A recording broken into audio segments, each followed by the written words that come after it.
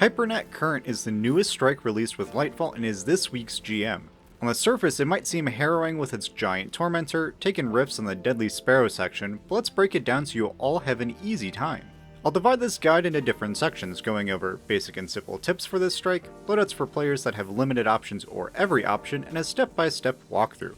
Feel free to skip around to whichever section you need. With that, let's get started. For the GM modifiers specific to HyperNet Current, you have Epitaph, taken enemies generate Blight geysers when defeated, Chaff, no radar, 7 overload and 9 unstoppable champions, all light elemental shields, strand in either solar or void surge, overcharge grenade launcher, and arc threat. The bulk of the elemental shields will be in the latter half of the strike, so to quickly dispatch them, I'd recommend a void ad clear weapon. If you wish to maximize your weapon and subclass damage, keep an eye on the active surges. Strand is always present in Season of Defiance, but solar and void alternate each week. This week, it'll be solar.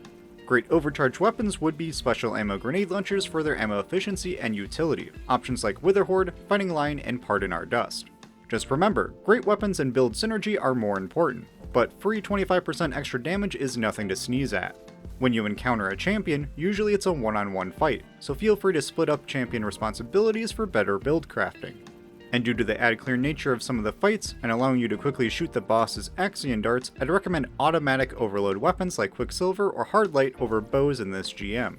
Exotic bows are great, just be aware of their limitations and less forgiveness in missing a dart. And when given the opportunity, try to save those Vex craniums to later use as supplemental boss DPS or more efficient ad clear. As a bonus, they'll quickly charge your super when shooting the boss due to how damage and enemy rank affects super regen. For some final quick tips, remember to maximize your resilience and spec into void and arc damage resist. Vex craniums help with damage, but if ammo becomes an issue, remember you can bring an Aeon user, and outfit your team with both DPS weapons and ad clear capabilities like machine guns and linear fusions. Now, I believe anyone that can access this Nightfall can beat it, so for accessibility's sake, we will go over my minimum spec loadouts first, meaning using gear that is currently obtainable from Lightfall or that's free to play. For exotic weapons, top contenders are Quicksilver Storm, Hardlight, Polaris Lance, Sunshot, and Sleeper Simulant. On screen are the legendary seasonal anti-champion weapons. My top picks would be Rufus's Fury, Emmet AR2, Funnel Web, Night Watch, and Doom of Chelchis. For special weapons, a Riptide with Chill Clip would be amazing for champions and ad clear, a sniper like Volta Bracket for the distant snipers and boss, or grenade launchers like Harsh Language for the clusters of enemies. For heavy weapons, I do recommend a mix of machine guns and linear fusions, like Taipan and Corrective Measure, to be equipped for boss DPS and efficient ad clear, and I advise against rockets and heavy GLs due to their ammo economy and range issues.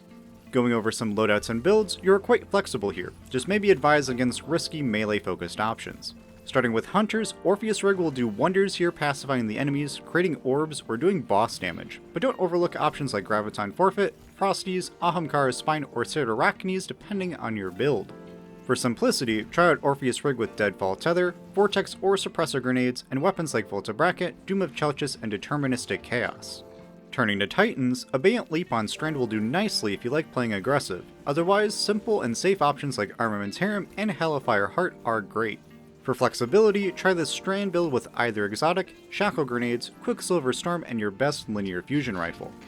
Lastly, Warlocks, you have a plethora of great exotics to choose from. Simple and safe, go the Stag or Swarmers.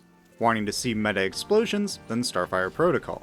For me, I recommend the Swarmers to summon an army of adorable minions and have a DPS super at the ready, pair with Threadling or Shackle Grenades and Hardlight for shield destruction. And if your team is struggling for ammo, maybe substitute one of your exotics for Aeons or build into special finishers. For more experienced and veteran players, let's go over Maximum Spec, which is the assumption that you own every expansion and all currently obtainable gear. Numerous exotic weapon options, with my top picks being Witherhoard to synergize with this strike's overcharged weapon, Collective Obligation, Leviathan's Breath, and all elemental bows. As for the legendary anti-champion weapons, you gain more elemental options for build crafting, with notable options like Trusty, Long Arm, and Submission. The main boon of owning these DLCs comes from powerful special and heavy weapons, Succession for the best kinetic sniper, Cataclysmic for the best precision linear fusion, and surge matching elemental machine guns like Commemoration and Fixed Odds. As for notable armor, Hunters, Star Eater's Scales for better supers, Caliban's Hand, and Gerfalcon's Hauberk to make things go boom. I'd recommend Gerfalcon with my previous Void loadout if you don't like Orpheus, and don a great Void exotic like Lemonarch, Wave Splitter, or Collective Obligation to paint the field in purple. Titans, Heart of Inmost Light is still a solid option, but don't overlook safe and fun options like Lorelei, Ursa, or the new Cadmus Ridge Lancecap. You can substitute Hoyle with our previous Titan build, or perhaps don Lorelei on Solar if you find yourself always nearly dead, with Witherhoard as your exotic. Warlocks, several great options. Osmiomancy Gloves to summon an army of turret buddies, Necrotic Grip to spread poison with Osteo, or Controverse Hold for more grenades. Any will do, but let's rock Stasis with Osmiomancy and Age Receptor to stop everything in their tracks. If your team decides to use rockets, remember to use Gallowhorn and Aeons to be well stocked up on heavy ammo. With that, on to the walkthrough. In the opening area, there's no need to rush. Take it slow and be mindful of the several snipers and Centurions stationed on the high ground. They get increasingly deadly when you make your way towards the cliff face, so use ranged weapons to take them out or quickly jump up the cliff to use the mountain as cover. Inside the cave, Cabal and Vex will be fighting each other, which gives you the perfect opportunity to choose your fights and pick off the high value targets. Watch for the Unstoppable directly in front of you and another one off on the right. As you make your way deeper into the cave, be aware of the several Cabal Scorpius turrets that top most of the pillars. Those things are deadly and flinch you like crazy. You might notice those glowing Vex Minotaurs. When defeated, they leave a Vex Cranium behind. Those craniums are powerful beam cannons, so feel free to use them on the enemies in the room or take them up with you to easily deal with the turrets and Russian gladiators. Once out of the cave, you'll see your old Strand training ground before you, now overrun with Shadow Legion. Before you jump down, take out the 4 Scorpius turrets on the pillars. Then, use cover and thin the herd. I highly recommend the large upper platform on the right. It gives you the high ground and decent cover from the forces below. Just be mindful of the enemies that might wander underneath or those scions that congregate on the far left side. When all the forces are dead and you've pushed up, the giant Tormentor and the next wave of Shadow Legion spawn. Just make sure you aren't near them when they do. Focus everything on the Cabal forces and their unstoppable champion before you work on the Tormentor. Just be mindful of them jumping around and throwing their void projectiles. The enemies shouldn't jump up the platform, but they can, so be vigilant. When you focus on the Tormentor, remember, you can only damage their 2 shoulder crits right now, so ability damage won't do you well. So, use your precision-based weapons. When both shoulders are destroyed, their chest crit opens up, making them vulnerable to all types of attacks, but they will become more aggressive. At around 50% HP, another wave of Cabal will spawn, so focus on them and their unstoppable champion. Once dealt with, just do the dance with the Tormentor until you are victorious. Then just grab ammo and dive into the Vex network. While inside the Vex Net, you'll have Taken enemies to deal with as well as their environmental traps. So be aware of the Taken rifts and Blight geysers that litter the rest of the strike. Before you drop down, clear out that champion and then just clear each small pocket of enemies one by one. This is also a golden opportunity to finish those champions for heavy ammo if you used it all up fighting the Tormentor. After doing some parkour, you'll reach a room full of Blights, Taken Scions, and those special glowing Minotaurs. Once again, when defeated, they will drop the Vex Cranium beam weapons. Feel free to use some of them to destroy the enemies and Taken Blights, but they aren't necessary to do so, as any damage can destroy the Blights from outside of their dome. Just shoot the giant ball. Your goal should be to leave at least one untouched Vex Cranium on the ground. After you destroy all the Blights and see the objective update to push farther into the network with a waypoint over the man cannon, you can pick up the Cranium. If you held it before the objective change, they will despawn right out of your hand. This way, now when you go up, you can destroy the Taken rifts over the Sparrow track. Destroying just one will destroy all of them over the Sparrow section, making it much easier. If you didn't have a Cranium and find the Sparrow section troubling, just have one person traverse it. When they make it to the end, another Cranium will be there you can use to destroy the rifts over the racetrack.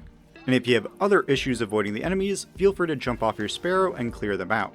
Just remember, you are shadow touched, you can't jump, and you don't heal. Once on the other side, just take it slow picking off the 4 Overload Champions and Hobgoblins on each of the elevated platforms. You can use that Vex Cranium for more damage, but I'd save that for later. Those tiny plates can also be destroyed with gunfire at range, so do so to avoid their explosions. And as you ascend, be mindful of Vandal snipers off in the distance.